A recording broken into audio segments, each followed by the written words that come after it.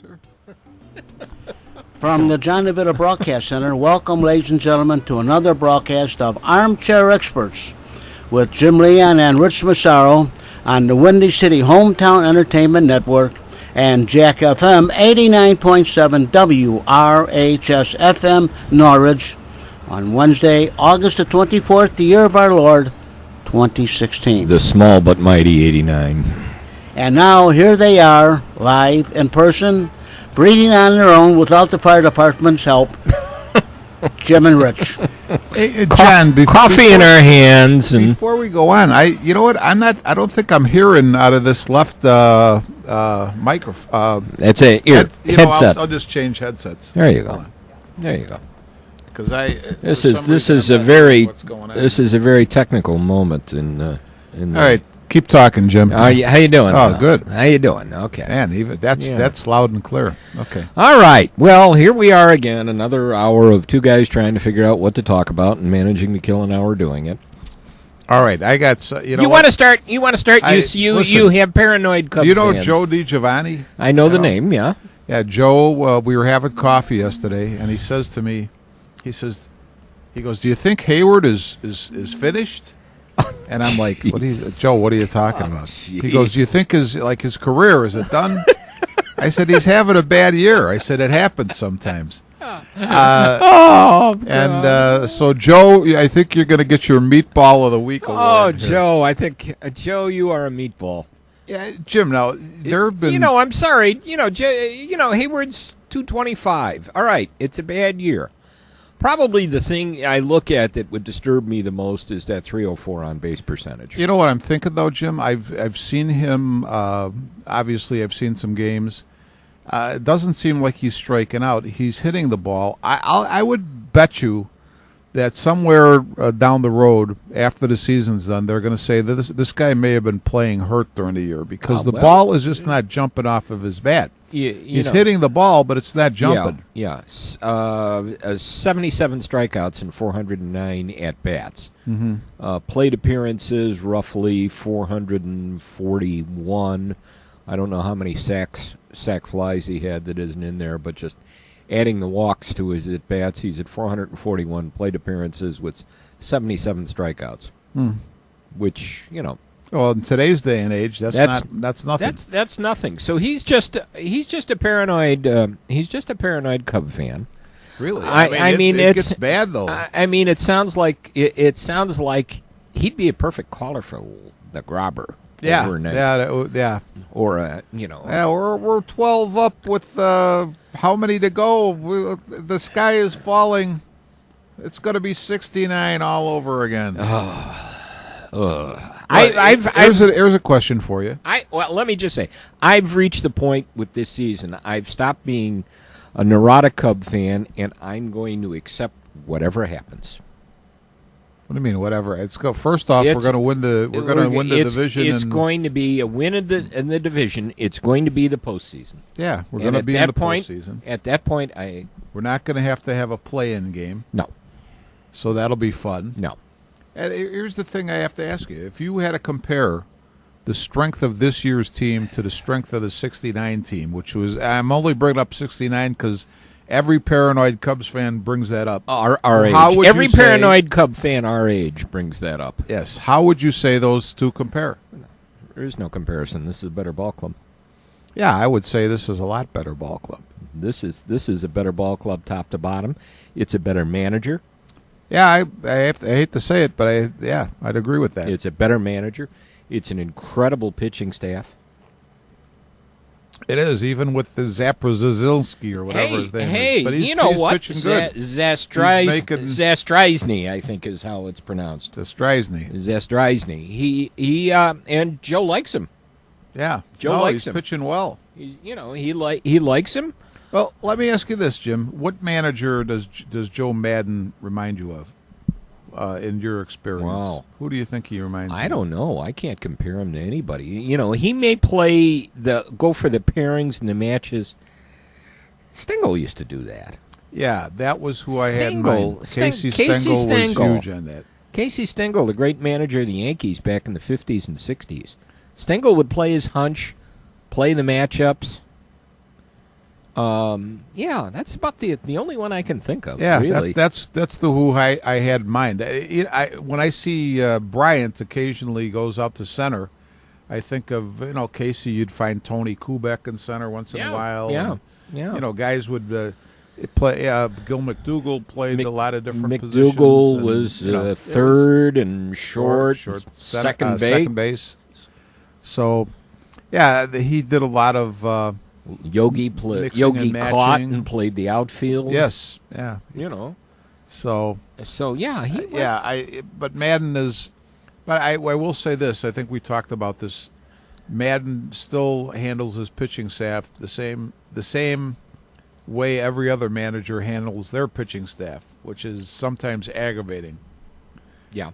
Although I really like the concept. You and I were texting a couple days ago. I like the concept of, Montgomery and Cahill split the game. Being the starter. Yeah. Being the starting team. Yeah.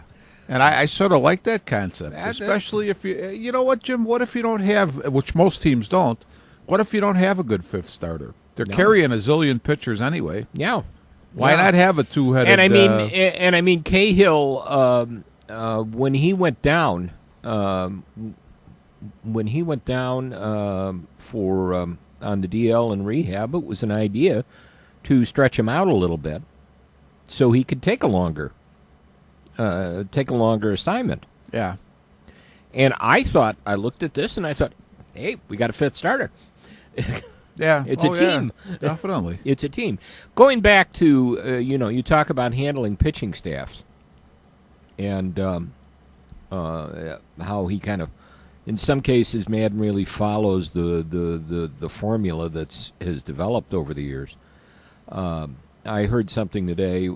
Lester pitched last night, went six innings, and it's his 20th quality start for the year, which I guess either leads the league or leads the majors. I heard it this morning when I was driving in. And after the game, he said, well, this quality start doesn't really mean anything to him because it's only 6 innings. Yeah. He said if it was 7 innings, he says, to me, I want to get through the 7th. I agree with that. I say 7th inning is reasonable because then you really shorten up the number of guys you have to use out of the pen. Yeah. You'll hear managers through the course of the year cry about, the bullpen's tired. Well, who is managing the bullpen besides you? Right. Idiot. Right. So it just, Yeah. And what do you see? You'll see a guy the other day. Oh, I was praying that this wouldn't happen because I would have cursed Madden out. It was the same game we're talking about. Montgomery went 4 or so, and then one went 4 2/3. The other one went 4 1/3. Okay, so Cahill actually seemed to have, after 4 1/3, was still going strong.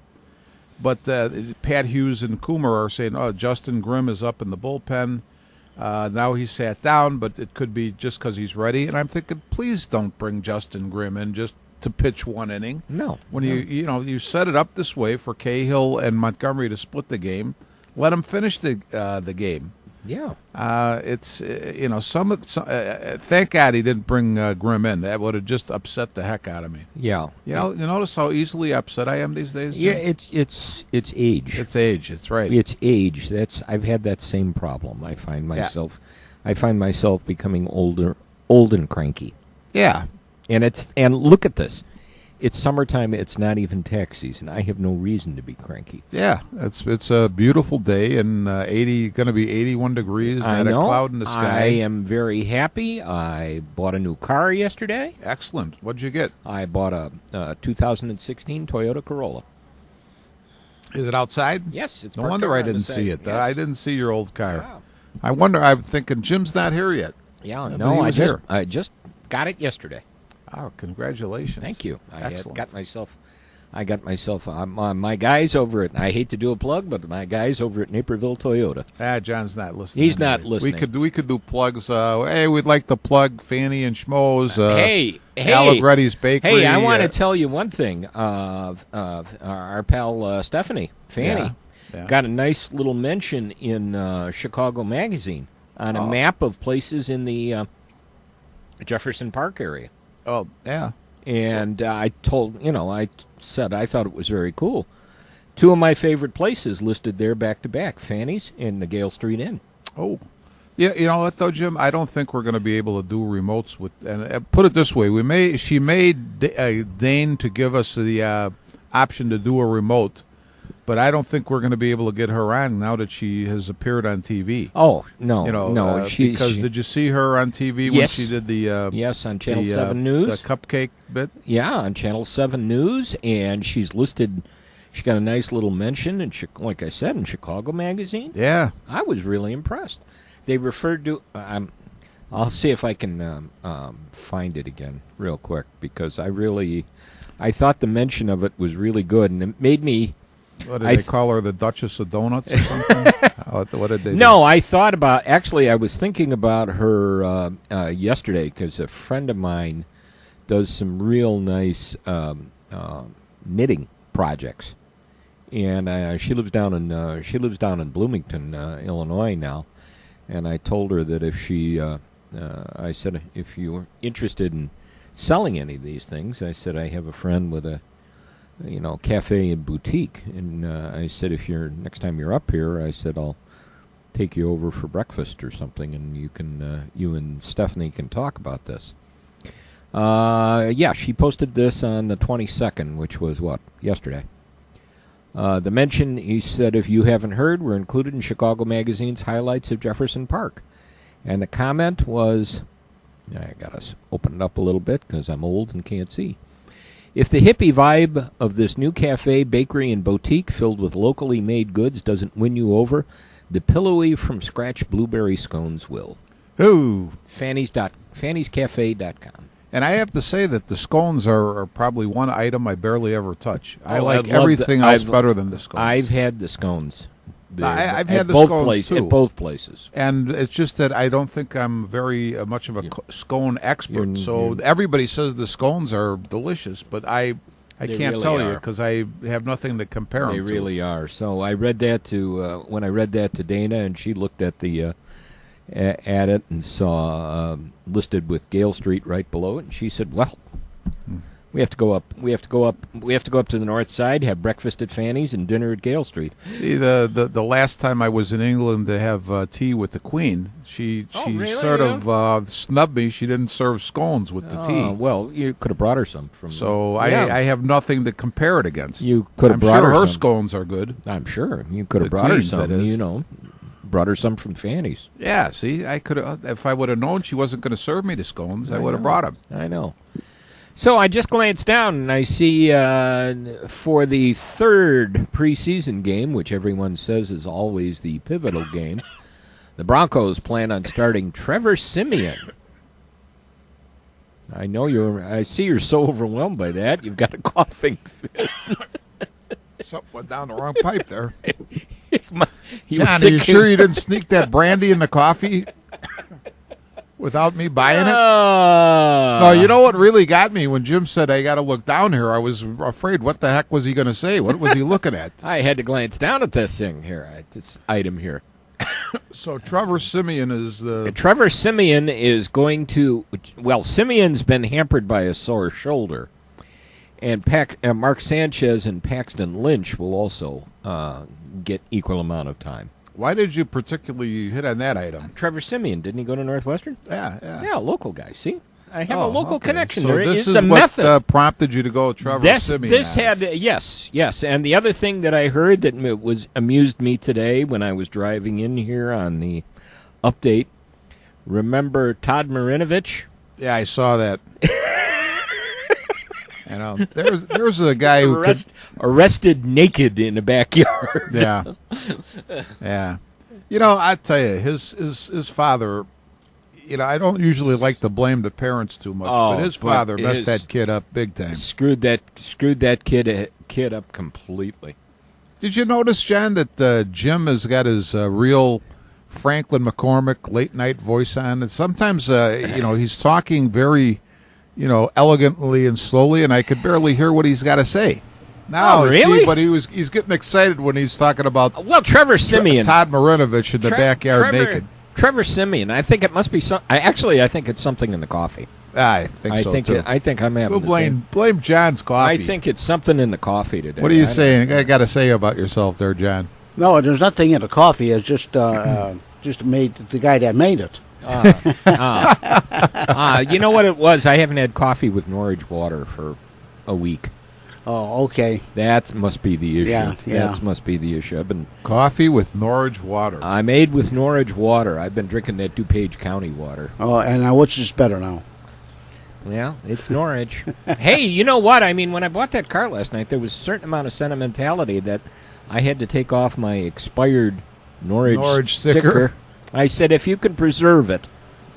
I Yeah, said, that reminds me, if Dave Disselhorst, our police chief, happens to be listening, I got a ticket for not displaying my my village sticker, and I had bought it like 2 days before the due date, and then you know what? I stuck it in a folder that I have in the and I didn't put it on right away. The next thing I know, about 2 weeks later, I get a ticket one morning. I'm sitting there. It's like 8 o'clock in the morning, and it's on street cleaning day. well, they got you for And that, I'm like, too. no. That's the worst And I one. said, boy, these guys are really like Johnny on the spot. It's 8 on the dot. Then I look at the ticket. I go, oh shoot, I forgot to put my sticker Oh, on. I'm glad he said shoot, not the other I'm word. glad. I was I was just holding my breath. I was anticipating this, that I thought we'd have another basketball game incident. yeah. But, So, all boy. right. So, what else on your mind? We've got neurotic Cub fans. We've talked about meatball Cub fans. Any Bears? Hey, did you Thoughts? hear that the Hawks were trying to sign this kid VC Yeah, that yeah. went to the Rangers? Yeah. You know what? Now here's where the papers fall down. There's a guy I know who's is the Pepsi-Cola. He's the guy who stocks the Pepsi at Mariano's. I got to know him because he stocks it at the Kmart too, and he's a big Hawks fan. And he says, "Geez, we missed out on this kid VC." And I said, I saw the signing in the deal section, and that's all I saw. One line, James VC signed with New York Rangers, 1-year contract. And I said, well, what's the deal with this guy? He says, he's a big hot shot out of college, and he's supposed to be I guess they sent Kane and Panarin to try to, recruit him. Yeah. But I guess the guy's from Boston, and he would rather be on the East Coast, closer to home, so he signed with the Rangers. I don't know why he didn't sign with the Bruins. Maybe they didn't want him. Maybe But so. I'm thinking, man, maybe we missed out on something good there. We'll see. Of course, money. Do we don't. I don't. Who knows if we have the money? Money talks. And It's then that. Yeah, and something else walks. So don't say that. I know what you were I know where you were going with that. I wasn't going to say It's anything. that. Yeah.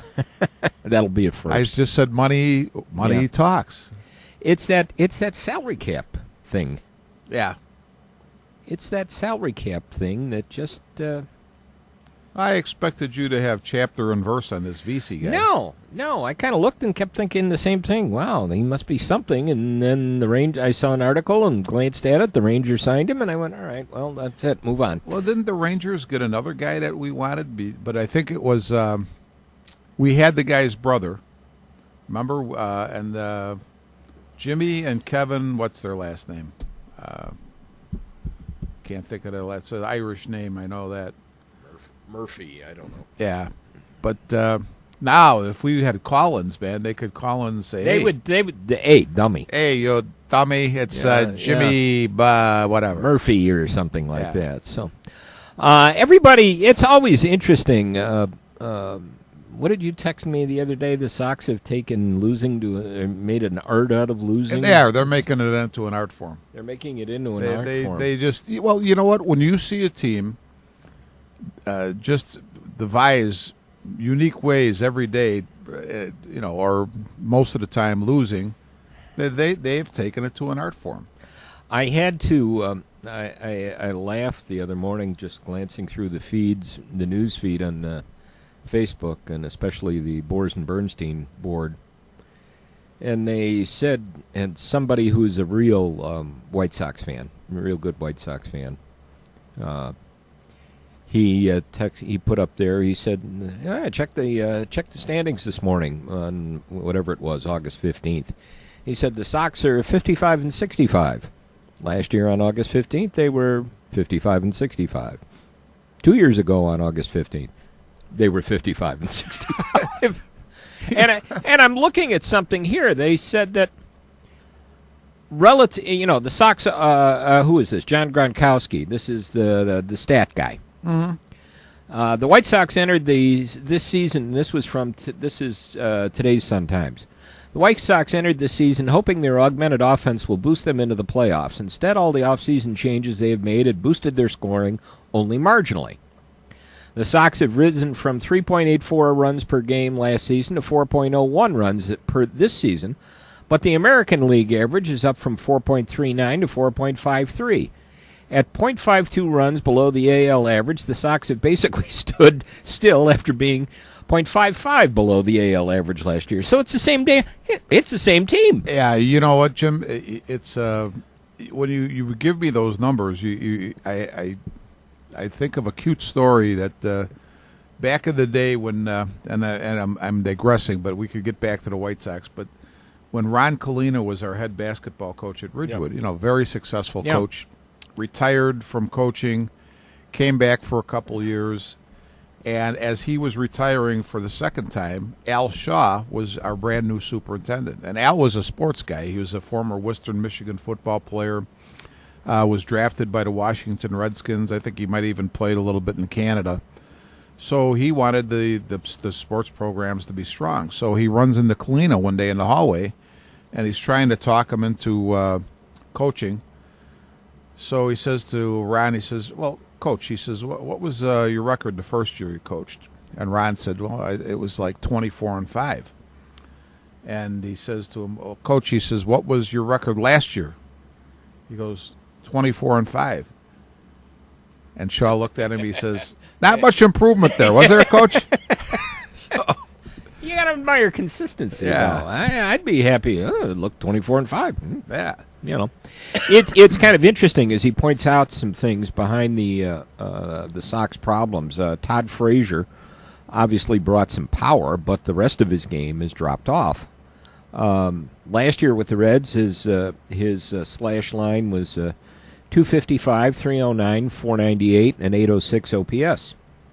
This year he's 212, 295, 454, and 749.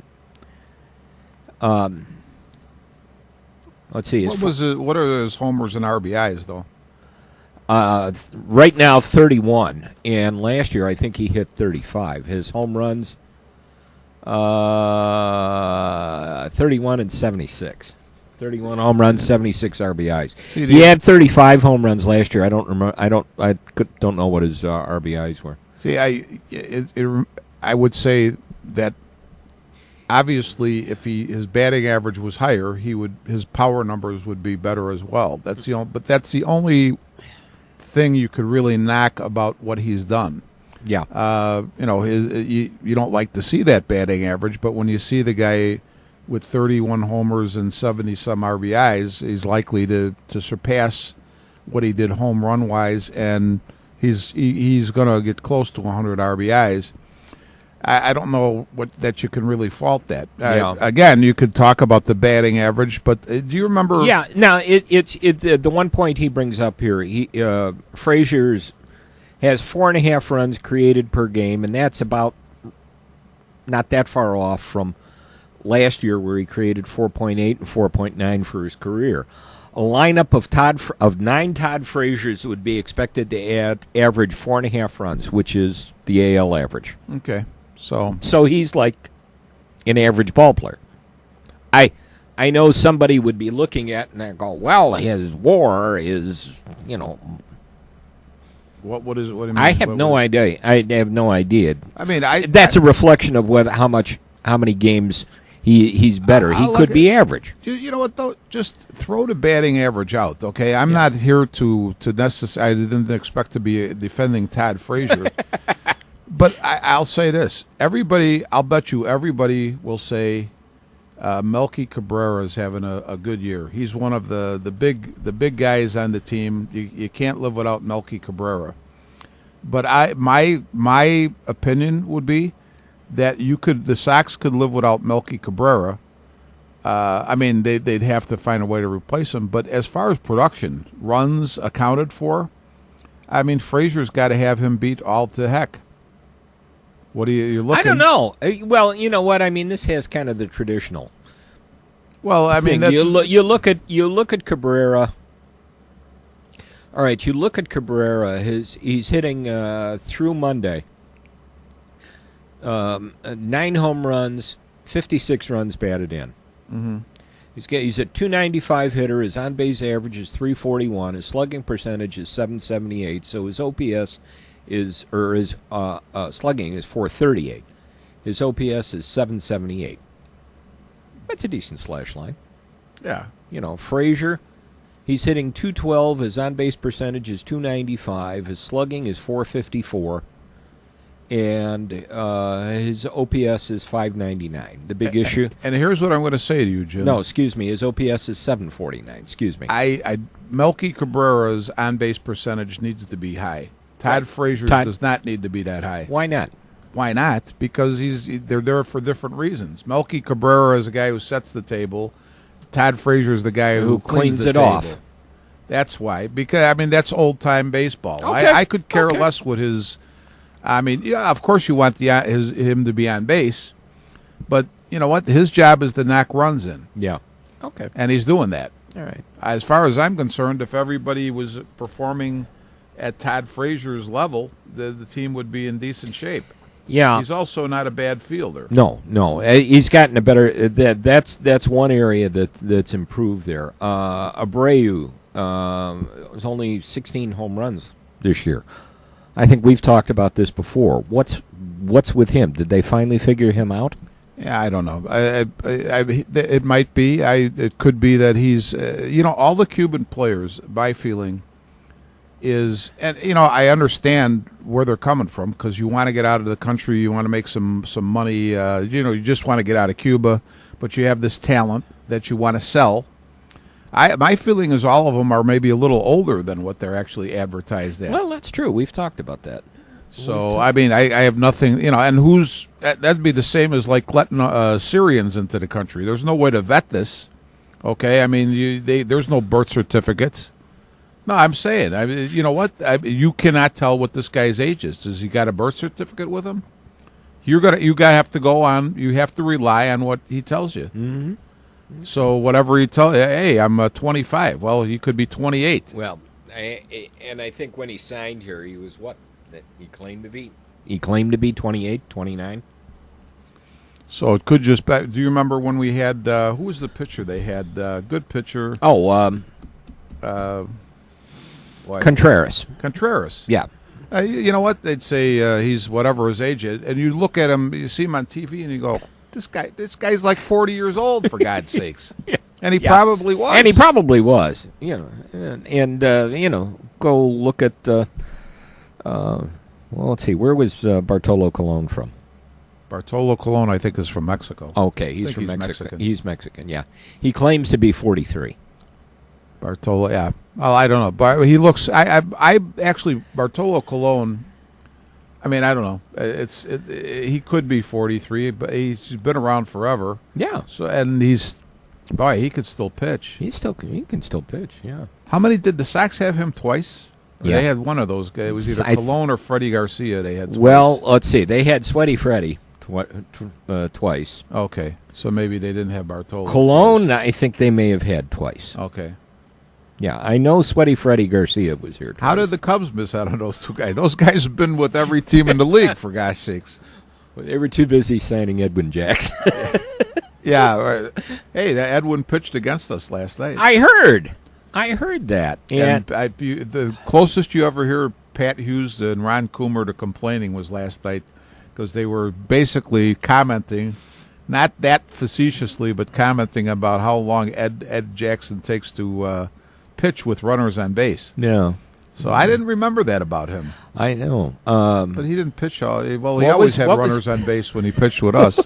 What was the old joke about Lefty Gomez? There was a runner on base, and Williams was up, and he was taking a long time to throw the ball. Yeah. He was taking a long, and Bill Dickey, the catcher, went out to the mound and said, "Lefty, are you going to throw?" He says, "No, I'm going to hold it for a while. Maybe he'll get a phone call." heard that one. You know the one about him I love is they always would say, now you know what, anybody who say knocks the modern players and says they're out there and they behave badly and whatnot, think about the old timers. They always said Tony Lazzeri was just one of the most intelligent players there was. So one day, I guess the Yankees, I know the story. the Yankees are winning the game, and there's bases loaded and lefties on the mound, and the ball is hit back to him. And Lazzeri isn't covering second because he's figured it's going to be he's going home with the force, and lefty turns around and throws it to Lazzeri, right? So everybody's safe. And Lazzeri comes out to the mound and he says, "Lefty," he goes, "why did you throw it to me?" He goes, "Well, they're always talking about what a smart ball player you are, so I wanted to see how smart you really were." The other one I remember too was he just didn't have it one day, and Dickie went out and said, "Lefty, throw harder." And he said, and Gomez said to him, he says, "I'm throwing as hard as I ever have. It's just not getting there as quick."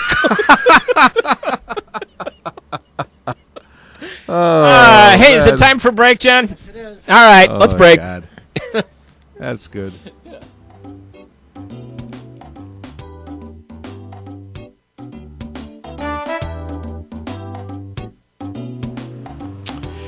You're listening to Armchair Experts from the John DeVita Broadcast Center on Jack FM 89.7 WRHS FM Norge and the Windy City Hometown Entertainment Network on Wednesday, August the 24th with Jim Leon and Rich Massaro.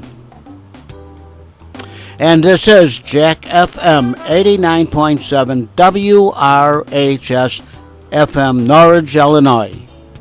And now back to Jim and Rich. You notice the professionalism of John? He introduces us, and then the little hesitation, and he says, and they're just like the pros, and this is Jack F. You know what? We are really blessed. I know. That's all I can say. I know. All right, here before we get back to our discussion of what's wrong with the White Sox, here's a quiz for you. Oh, good. I like quizzes. One simple question. Oh, geez. Tell me the nickname for Campbell University. Soup. Close enough. What is it? Actually, they are the Camels. Oh, the Camels. The Campbell University Camels. The NCAA put them on probation for a year for improper certification of 34 athletes in 10 sports between 2010 and 2015. They must vacate all victories in which the ineligible athletes played. I have a question for you. Who put the NCAA in charge ever? When did that happen? Yeah. It was kind of funny today too. You mentioned about that. I was listening to the Score driving in. And they had the guy who was the head or the producer or whatever. Madden 17 came out, or whatever version of it they're on now. Oh, okay. Yeah, was released like 11 o'clock last night. And they started talking about different sports games and how they created Madden and what's new in Madden, and how he's working on the next version of it. He's working on Madden 18. Already, that the team is already working. Oh, so on. He actually works on the game. Yeah, he's the head. He works on it, and he is the head of the team. Wow, that puts this together. And he said, a lot. One guy said, my friends don't buy it every year because they said, what changes from year to year? And he talked about the changes and how they did everything, and they started talking about some other sports games, including the NCAA football game. Oh, okay. And immediately, I'm not a sports game player, and neither am I. And immediately it was, the comment was, well, you got college players going, yeah, give me some of that dough. Yeah. Jim, I was going to ask you. You said you're not a sports game player, but I've never even seen the Not Madden a computer game. a computer game. I'm not a computer game sports player. Have you ever seen the Madden game played? Yes, yeah, I saw an older version of it, and it's very good. It's very good. You see it. I think in some cases you can trick it up, where you've got some guys making weird catches that would be impossible and plays that you'd never see. Okay. You'd never see happen on there. I mean, it can be tricked up. But if anybody out there is a sports game player, tell us why. When we were kids, and they would have games, and I played some of them. You had the hockey game, and you had various football and baseball type of games. Usually with dice. Yeah. When we were kids. I was entertained by those. Oh, yeah. My buddy Statboy Steve Allsbach, nice guy, is great for I just went blank on the game with the cards and the dice baseball. Stratomatic. Stratomatic, yeah. Stratomatic. I mean, he loves that. I mean, Steve recreates seasons. Oh, that would be fun. And for the fact that he is Statboy. Oh yeah, I don't know, man, how his head doesn't explode with being with all the stats that are out there. Yeah, and he had one. He had I don't know if he still has it, but I know at one time we used to get together, and he had a version of it, a computer version of it, and Ernie Harwell would do the play-by-play. That'd be sweet. Yeah, it was kind of cool. Yeah, that was kind of cool, actually. Jim, you were talking about Madden, and you mentioned the NCAA football game. I was going to add, and you also said about the players, wanting a piece of the pie. Over coffee once in a while, we have a couple of guys who are strong union guys, and I'm not an anti-union guy by any stretch, but say, oh yeah, the players should organize and they should get, and I say, well, wait a minute, you know what? You say. Let's just take an example that's close near to home here, Northwestern University. Right. Basically, you have Northwestern football fans, but very rarely, I'm not saying never, but very rarely do you say you have a player that's a draw. It's the team that's the draw. And my guess is, I'll just throw a number out there, maybe you got 60 guys in the team. Maybe you got more than that, I don't know. But let's say 60 would be a fair number. It's probably closer to 80. Okay, so 80 would be. So are you going to pay all of those guys? Are you going to pay the women volleyball players? Yeah. You're going to pay the gymnasts? Yeah. I mean, my point would be, if in football, you're going to have maybe, I don't know, on a team, 30, 35 contributors, guys who play.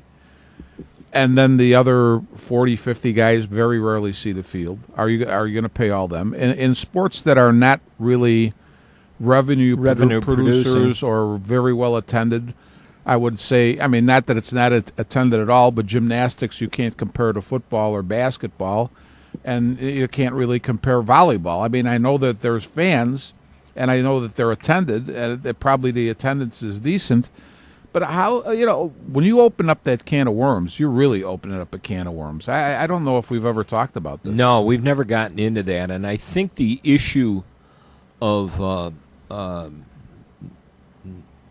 Northwestern trying to unionize, and I don't know where it's progressed, but I seem to remember an article, an item about the NLRB rejecting that, forming a union. Mm-hmm. And you didn't know how, and the only, I don't know where that would go, because Northwestern, you're not an employee. You're not an employee. Northwestern is a private university. I don't know how, if it would expand beyond that to the public universities, but if it did, that's just a disaster. That's just a disaster. The other thing that people seem to want to leave out of the conversation is that whatever say in the case of Northwestern, whatever that education, whatever the cost of that is per student, a scholarship athlete is, having that whole thing paid for, basically. Right, and I think if they get to the point where they unionized and said they were employees or quasi-employees or whatever you want to call them, that I think in a situation like that, the university is well within their rights to hand them a 1099 at the end of the year for the value of their education, and it's taxable income. That's a great point too. The thing that bothers me when you hear this thing proposed as if the athletes are basically being taken advantage of, which I don't see it that way, to be honest. I'm not saying everything is roses all the time, but in general, I would say they're not being taken advantage of. But they always bring in the amount of money, say, the University of Michigan maybe brings in for their football program. Almost like it's an obscene amount. But you know what? Yeah, it is. No, it's not obscene. The other thing is, though, where does that money? Nobody ever really says where does that money go. If it goes into the school's coffers, into their general coffers, does it just stay in the athletic department? Does it help with other sports programs? Does it help with other university programs? That's never seemed to be discussed. There's no, to me, if you have a good product, there's no problem in making money off of it. No. And the other thing is, even if you sit on it, which I'm assuming they're not doing, but even say you just put it back into your own program, what's wrong with that? I mean, nothing. What is really wrong with that? But Nothing. yet that they make it sound like there's something wrong with it. Yeah. I think they make it sound that way because, probably just like you said, because of the number. Because what, Jim? The number. The amount. Mm-hmm. It's such a huge amount. Oh, my God, they're making $147 million off of it. But if it funds the other sports programs? Well, my question is, would you rather see them lose money and then not have a program? No, or, I'd rather, I mean, that's goes back to our discussion last week of what life would be like without sports. Yeah, well, that would be rough. That would be, go back to that article. Hey, I was going to ask you, what do you think? Go ahead. No, go ahead. Go ahead. What do you think about this whole fiasco in Brazil with the swimmers? How about that? Oh, he's such a twerp. Though, I mean, I don't understand why everybody. I go into laser nights on Friday after softball, right? Yeah. And Billy Griffin, who's like great guy, but not the straightest shooter in the world in terms of his own lifestyle. Let's put it that way. No offense, Billy, and Billy would cop to that.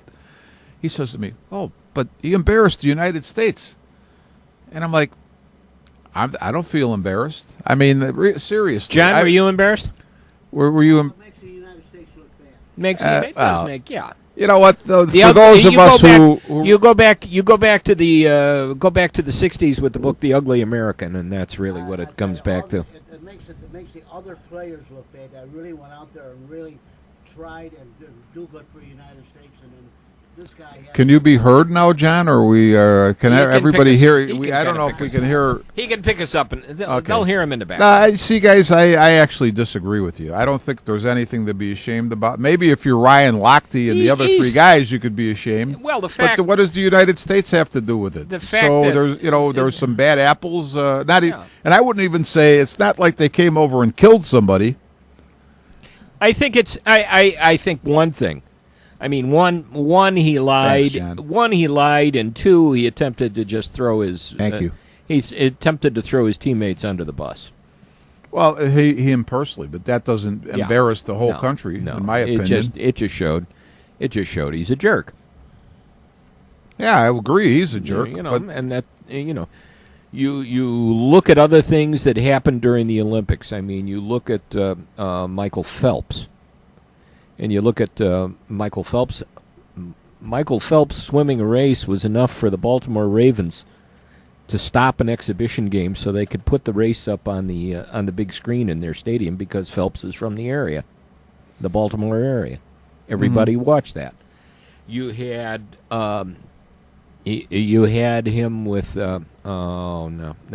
thing is over, and now I forget all the names, about the young girl who won all the gold medals. The picture of her when she was 9 years old, getting an autograph from Michael Phelps after an Olympics, because Michael Phelps was her idol, and now Michael Phelps, after she wins gold medals, is having her autograph a portrait or a poster. The kid from Singapore, who was Michael Phelps, was his hero. He beat Michael Phelps in a race, and Phelps swam over to congratulate him.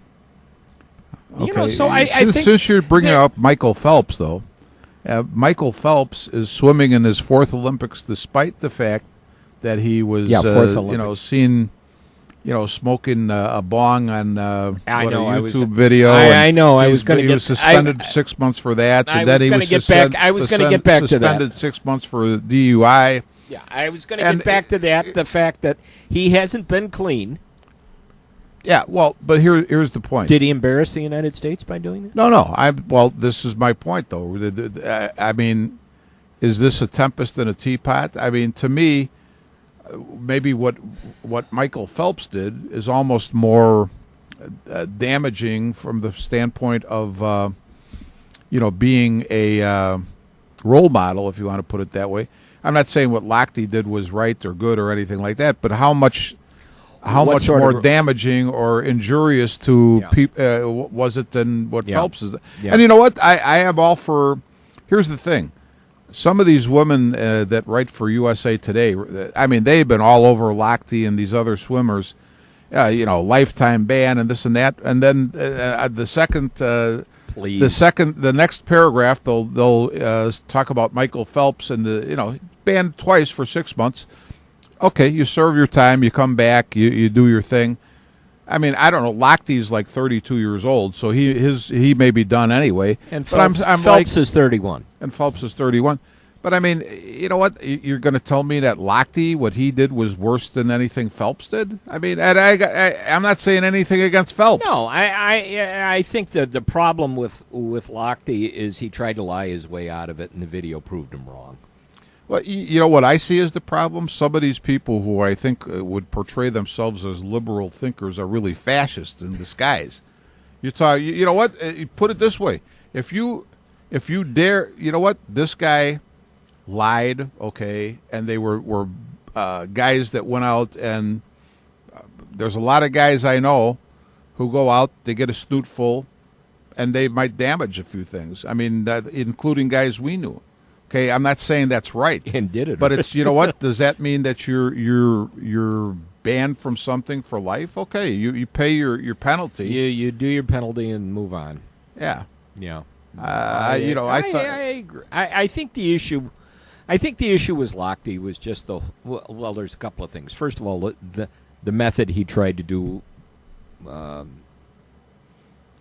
tried to explain his way out of it, lied his way out of it. Secondly, there's too doggone much media. They need to fill time. Yeah, that's part of the whole deal too. And the issue with coming into Rio about, oh my God, there's horrible crime in Rio, and here's an example of it. There they are, robbed at gunpoint in a gas station.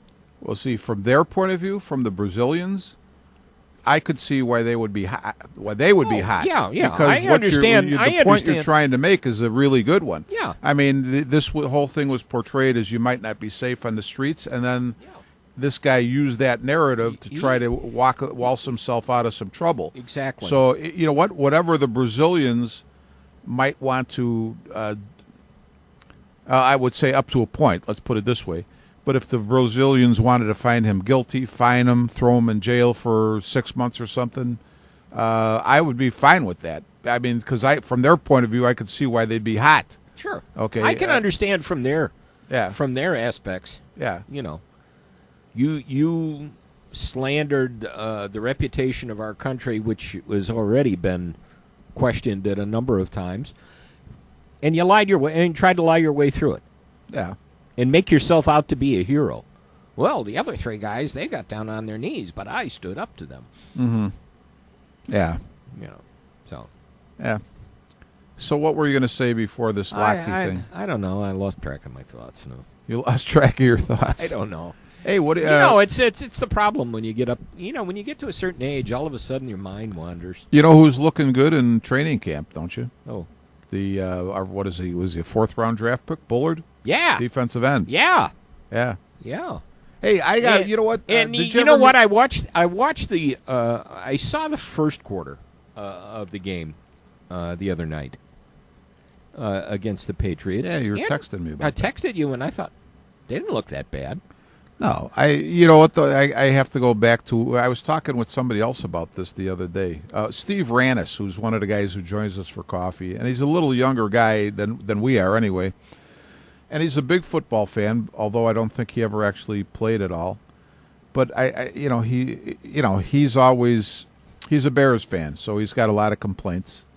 And we were talking about the same thing you and I were texting about. And I said, Steve, you know what? In these exhibition games, you don't ever know really what these teams are trying to, what they're looking at. And so, are they trying to find out if can this guy play this position? What can he do? I used the example of the first game against the Broncos, where it seemed like Wade Phillips threw a little bit more of a sophisticated defense than you might expect in the first exhibition game. Yeah. The Bears were okay with it when you read their comments in the paper, and I believe that they were okay with it. And but from say Denver's point of view, you have Trevathan, who's moved over here to Chicago, so there's a defensive piece you have to replace. You had Talib, who's probably your best defensive back, did not play. Von Miller didn't play, and DeMarcus Ware is injured, so he didn't play.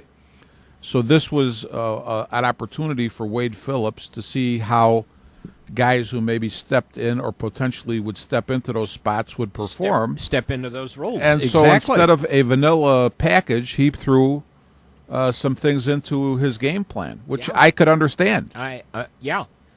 Because you know what I mean. It's early in the season. It's early. It's your first exhibition game, and you want to get to the point now to see what you have. Yeah. You don't want to wait until the pivotal third exhibition game. Right. Yeah. You want to get an idea now. They haven't had any cut-down dates yet, have they? They haven't had any big cut-downs Big yet. cut-downs. That's coming, I think, probably after this game. After this one.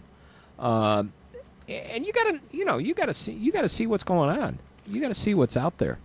Well, I've had people. Let me run this by you because I think we've talked about this just briefly. I had the same gentleman that I mentioned, Steve Rannis, had said, "Well, you know what? Look at our first-round draft choice. Isn't he a little bit? I mean, to paraphrase a longer conversation, he's not big enough." And I'm like, "The guy's 240 pounds. What do you mean he's not big enough?" I mean, the other thing is you have to take into how big was. There's a couple things here. How big, say, was a guy like Lawrence Taylor? 240, 250? Yeah, maybe not even that. Something like that. Okay, but speed comes in. Yeah. The other thing he says, well, he was dancing around with the offensive lineman. I said the whole point is not even to make contact with the offensive lineman. So yeah, is that something you want to avoid? Sure, because then if you do that, of course they got you outsized. Mm-hmm. But this is not to say that a guy, because he's 240 pounds, cannot be effective at the position that he's at is ridiculous. I said, what about Dwight Freeney or what was the other guy? Was it Robert Mathis? I go, those guys were undersized for their positions and very good, like all pro football players. All pro. And I think the thing everybody got a little panicky when the Bears drafted him because he's too small, he's too light. Well, he's got something that you really didn't have a lot of last year. He's got speed. Yeah. I was just glancing at the waiver wire today, and I noticed speaking of the Broncos, signed defensive lineman Henry Melton. Yeah, I saw that in the paper yesterday. I saw that, and I see even though I know the Bears had him in, but the Colts signed Antonio Cromartie. Henry Melton is a great example of a guy who not saying Henry Melton. Henry Melton is a talented football player. He's a very versatile football player. But he had one big year with the Bears. Right. And it was at the time when everybody was saying, well, what the heck is wrong with Julius Peppers? Well, guess what?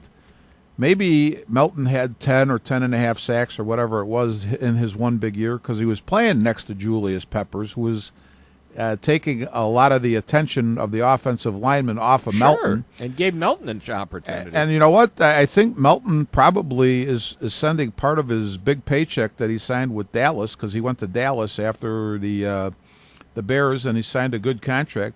Hopefully he's sending some of that money to Peppers still, because I'm sure he didn't have that same impact in Dallas that he had in Chicago. But he wasn't playing next to Julius Peppers anymore. No. You have to. You know what I mean? Jim? That goes back to the point. You have to look, like you were talking about Todd Frazier. Todd Frazier brought other things to the team other than a batting average. Hayward.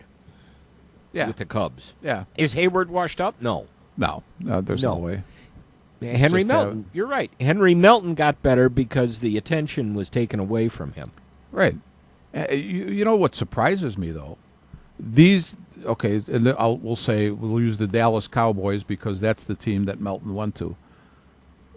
Where are the Dallas Cowboys' heads? I understand. Okay, you could add Melton and say, okay, he's a solid player. But my impression was they paid him pretty good bucks to come to Dallas. They probably overpaid, which is stupid. And you know what? Well, they have professional people who should be able to look at the film and say, yeah, this guy is good, but part of the reason he's good is because who he's playing next to. Mm-hmm. But that didn't happen. How do those things slip through the cracks? I don't know. And coming from a city like Chicago, where they've slipped through the cracks on plenty of occasions with all of our teams, we're well versed on that subject. We know that, but you also have going to, how did it slip through the cracks in Dallas? Well, Jerry Jones is in charge, and Jerry Jones puts the blinders on at times. Yeah. And that's why, Jerry Jones suddenly thought he could run his team and be the general manager. Yeah. Yeah. And if it was the same thing down near the end with the Raiders when Al Davis was alive.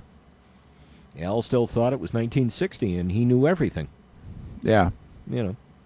Well, it reminds me of, we joke about this once in a while, back in the days when they started the pro football draft, because there were no scouts or very few, and there's no way they could cover the whole country.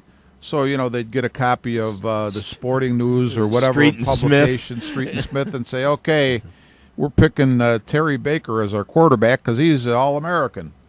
But he was not a pro type quarterback. No, he was awful. Yeah. I don't know if he was awful, but he was a pro. Guy. He was a pro. But so this is it smacks of that type of thing where everybody is very proud of how sophisticated we are today with our all of our stats and all of our scouting and all of the tape that everybody watches, and yet these things still happen.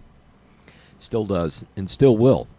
Oh, it's still forever. It's always going to happen because, as Ron Smith says, you can't fix stupid. You can't what? You can't fix stupid. Yeah, well, that's true. That's true. Stupid is forever. We started out I don't even know if we said this on the air, but prior to the show, you said to me, what happened to Jason Hamill in Colorado? Oh, yeah. And I said, well, maybe that's why he doesn't pitch in Colorado anymore. Maybe that's I was talking with Joe DiGiovanni the other day. I said, Joe, you know what, though? Have you ever been in a place, Joe bowled a lot. I said, have you ever been in a place, say, where you bowled, where you were totally comfortable, and then you go to another place? I mean, and we're talking about not a baseball stadium, but a bowling alley, which is only so wide and so long.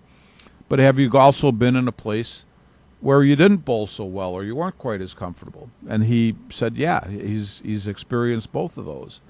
And I said, well, the same goes for any athlete. Sometimes you You know, I always think about Clay Dalrymple, who was a 240, 250 hitting catcher for the Phillies. But he owned Sandy Koufax. So why is it that for Clay Dalrymple, Sandy Koufax looks like the guy who threw against him in Little League, like Ernie. And for everybody else, they can't hit the guy for anything? I mean, there is no explanation for that type of thing. There is no explanation for it. Some guys just get fired up when at the proper moment. That's true too. You know, some guys just feel that point. I don't know. We got a couple of minutes left here. Diamondbacks apparently are going to. Diamondbacks ownership is apparently going to clean out their front office. Fire, including Tony La Russa. Fire the great Tony La Russa, all one word, and his staff, including Dave Stewart, the GM, assistant GM to John Watson, and that would be changing GMs for the 7th time in 11 years. Oh, maybe that's part of the problem. That could be part of the problem, really. How is that whole Zach Greinke thing working out for him this year? I don't know. Has Zach even pitched much? I thought he was on the DL most of the time. I thought he had a problem with the DL for a while here, and it looks like they're just gonna clean house once again. The options are on Stewart's contract. August 31st deadline is for the options to extend Stewart and Watson's contract, and La Russa's contract expires after the season. So the Diamondbacks. The Diamondbacks are sort of out there in a dead zone, though. They're like Jim. They're you know what? Even though the West Coast is another time zone away, I know more about the West Coast teams than I ever know about Arizona. I know that Paul Goldschmidt is probably one of the best players that almost nobody ever talks about. That nobody knows. Yeah. And I know the fact that since the All-Star break, the Giants have had I think the worst record in baseball, which is why the Dodgers are 1 game up in the West right now. And I hear more about them, and I never hear anything about Arizona. No.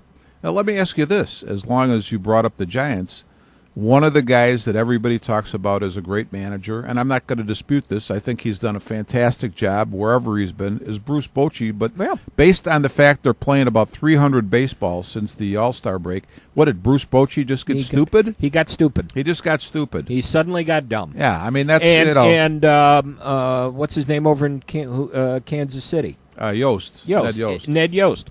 Ned Yost, they're 2 years in a row in the World Series. Now they're 64-60 and 8 games out. Is he suddenly stupid? Yeah, well, Well, you know what? Jim Kelly keeps saying to me, he goes, "Well, I can't believe it." I'm paraphrasing, but the Kansas City, you can't believe where they are in the standings. I said, Jim, baseball with 30-some teams, still a great game, one of the greatest game I think for sure. But they lost Moustakas. And Alex Gordon got hurt in the same collision, and he's been back, but hasn't been the same. Hasn't been the same since he came back. You know what? You lost 2 of your biggest producers. It's hard. I don't care what team you name. How are you going to overcome that? No, you can't. You just have to deal with it. We had a thing, Jim. I don't want to prolong this, John or Jim.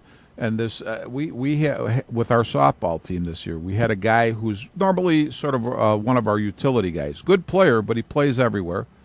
Well, we didn't have a shortstop. He played shortstop the whole year, did a great job, but the last couple games that we played started to level off and maybe go down a little bit.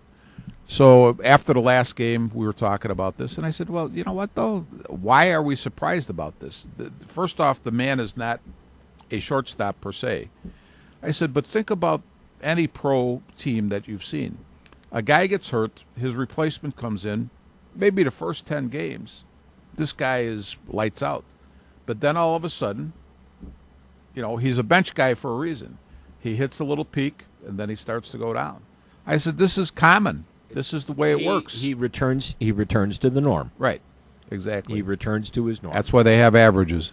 That's right. That's why we play the game. That's why you and I sit and yammer about this a couple of times a month. That's why we love it. That's why we do it. And I think we're going to wrap it up. John, we're going to leave now, okay? John, wake up, John. John's going, yeah, okay, fine. Okay. Our one listener, who is John, is asleep. The heck's going on? No, don't. John was resting his eyes. He right? was resting his eyes. Resting his eyes. Yeah. I'm just still, I was still fascinated by the point when I walked in. If that was Jack FM you had on there, they were playing Who Stole the Kishka. They were. They were playing Who Stole the Kishka. Hey, I like Jack that. Jack FM. And it's not even Pulaski Day. We play anything. Yeah. No, then it would be Yasek FM. Yasek FM. That's right. right. We play what we want. That's right. That's right. We All right. play what we want. Time for us to wrap it up and get out of here. We figured out we didn't have anything to talk about, and we killed an hour 4 minutes doing it. There we go. All right. Once again, wrap this sucker up, send it off to the Museum of Broadcast Communication. We'll get together sometime again near the end of September and do this all over again. We'll give you your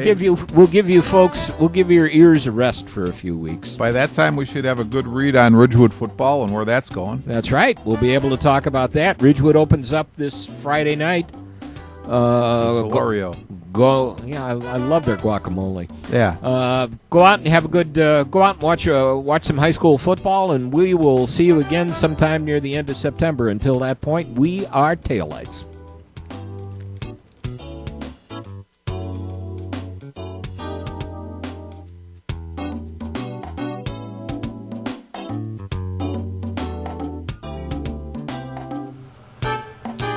You have been listening to Armchair Experts from the John DeVita Broadcast Center on Wednesday, August the 24th on Jack FM 89.7 WRHS FM Norwich and the Windy City Hometown Entertainment Network with the WRHS FM sports announcers Jim Leon and Rich Massaro. This broadcast was directed by John DeVita. Our special thanks to radio station manager Kevin Zefalik of WRHS FM Norwich and the executive producer of Windy City Hometown Entertainment Network, Mr. John Shikanda. This broadcast was pre-recorded on Tuesday, August the 23rd, the year 2016. Until next time, please be safe and thanks for listening.